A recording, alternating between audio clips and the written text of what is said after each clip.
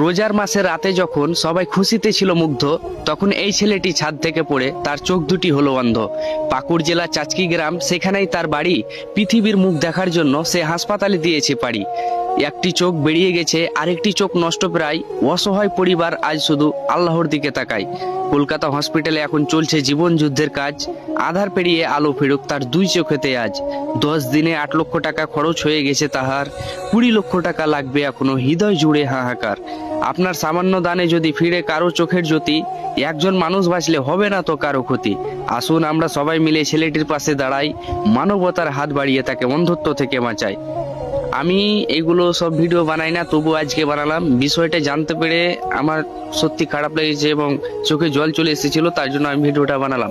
আপনার যদি সম্ভব না হয় ভিডিওটা শেয়ার করে দিবেন, যেন অন্তত অন্যরা দান করতে পারে। ধন্যবাদ।